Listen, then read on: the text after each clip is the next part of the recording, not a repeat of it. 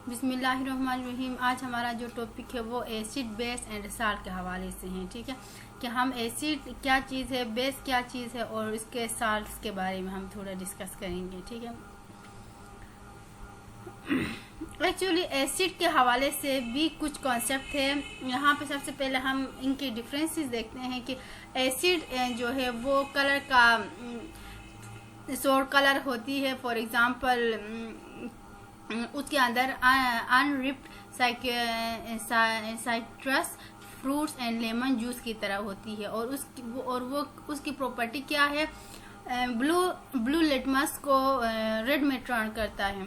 और इसके अलावा जो है, जबकि बेस जो है रेड लिटमस को ब्लू में करता है और इसकी बिटर जो है वो टेस्ट होती है।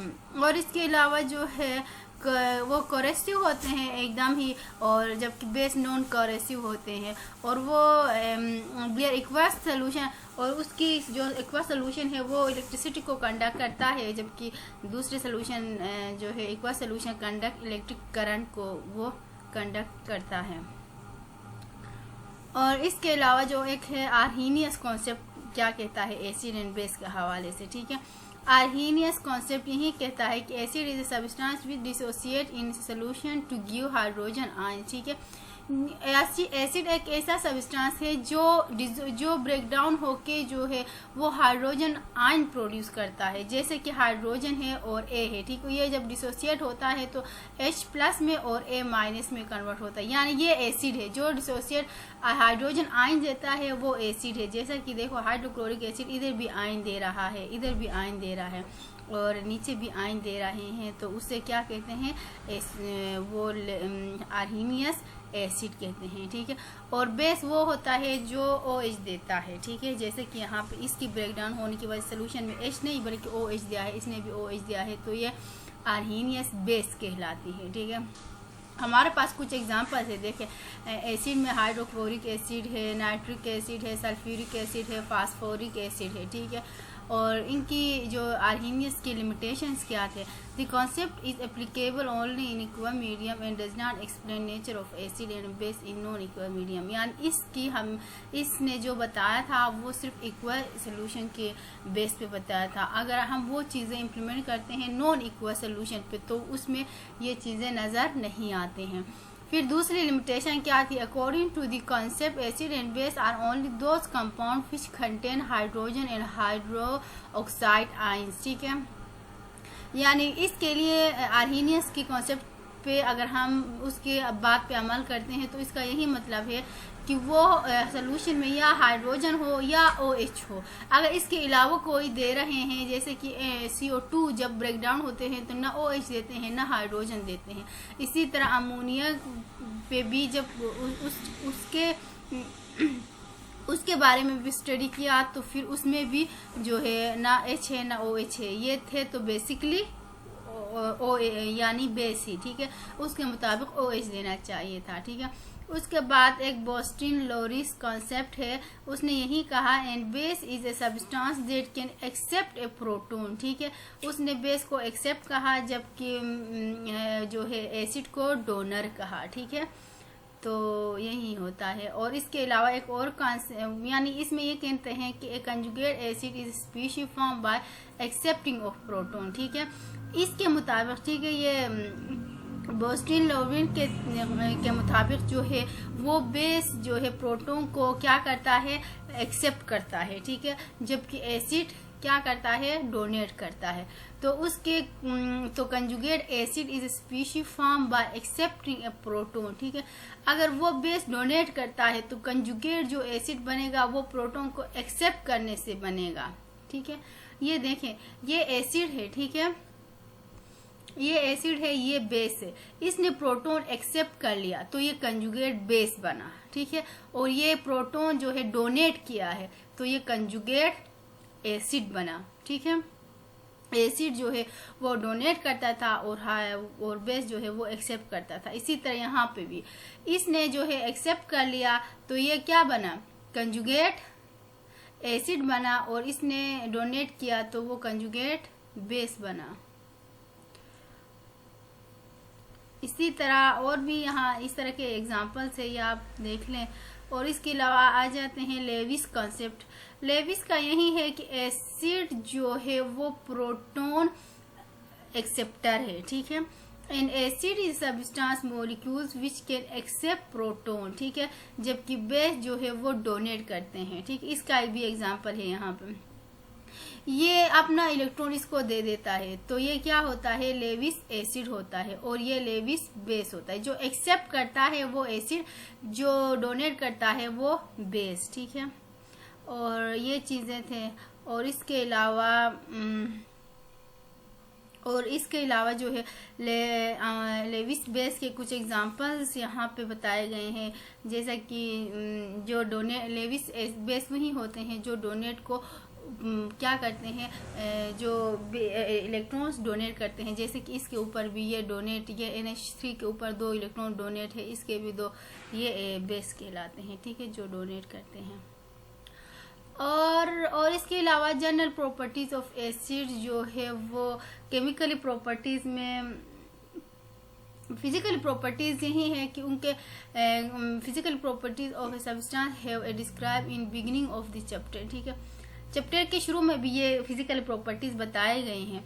और इसके अलावा केमिकल प्रॉपर्टीज में रिएक्शन विद मेटल्स, उसका एग्जांपल है यहाँ पे reaction with carbonates and bicarbonates, उनके साथ किस तरह के एसिड रिएक्ट करते हैं, बेस रिएक्ट करते हैं, ये पहले भी पढ़े हैं आपने। रिएक्शन विद बेस, ठीक है, reaction with sulphates and by sulphate, reaction with sulphides, ये ठीक है। और इसके अलावा यूज, ठीक है, यह मैन्युफैक्चरिंग ऑफ फर्टिलाइजर के लिए यूज होता है। सल्फेट्स, कैल्शियम, सुपर सल्फेट्स, डाइन, ड्रग्स, इस तरह की चीजों के लिए यूज होते हैं। और इसके अलावा ये फूड को प्रिवेंट करने के लिए भी यूज होते हैं, ठीक है। और अमोनिया फर्टिलाइजर के तौर पे भी यूज होते हैं। और इसके अलावा फूड को प्रिजर्व करने के लिए भी यूज होते हैं, ठीक है। और जनरल प्रॉपर्टीज ऑफ बेस में जो है यही चीजें होते हैं कि reaction with acid, reaction with ammonia salts, और प्रेसिपिटेशन ऑफ हाइड्रो ऑक्साइड्स, ठीक है, ये चीजें बताए गए हैं। यूज ऑफ बेस, सोडियम ये आप खुद पढ़े, ठीक है, ये बेस के यूज आप लोग खुद पढ़े। पीएच स्केल कहते हैं पावर ऑफ हाइड्रोजन, ठीक है। Concentration of hydrogen ions in a pure water is the base for the pH scale, ठीक है। Concentration of आयंस जो है वो pH स्केल पे ही मेजर किया जाता है। Water is weak electrolyte because it ionization very slightly into ions in process called auto ionization और सेल्फ आयनाइजेशन, ठीक है। ये खुद आयनाइजेशन होती है, इसके लिए हम उसे क्या कहते हैं, सेल्फ आयनाइजेशन, यानी वाटर ब्रेकडाउन खुद होता है, ठीक है। जैसे कि अपने आप में हाइड्रोजन अलग बनते हैं, फिर OH अलग बनते हैं, ठीक है। फिर उसको हम KC से रिप्रेजेंट करते हैं, रिएक्टेंट को ऊपर रिएक्टेंट को नीचे लिखते हैं, प्रोडक्ट को ऊपर लिखते हैं, फिर इसको इन दोनों को मल्टीप्लाई करते हैं और क्रॉस मल्टीप्लिकेशन करने से ये हमारे पास इक्वेशन बन के आ जाता है। और इसको KW यानी जो है इक्विलिब्रियम कांस्टेंट, ठीक है।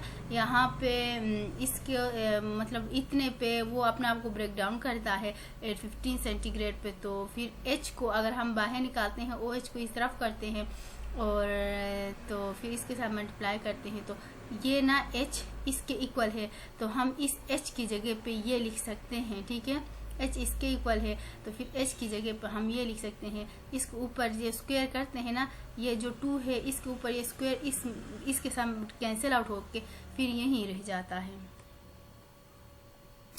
और pH is equal to minus log of H, ठीक है। और ये हमारे पास फार्मूला बन के आ जाता है कि H की पावर ऑफ हाइड्रोजन कितने हैं, उनको मल्टीप्लाई करते हैं तो फिर उस चीज़ की pH आ जाती है। pH plus POH is equal to 14, ये आप लोगों ने याद करनी है। और ये यूजेस भी आप लोग, pH of neutral water is always 7, acid solution has pH less than 7, और बेस की जो है वो ग्रेटर होती है, pH plus POH range from 0 to 14, ठीक है।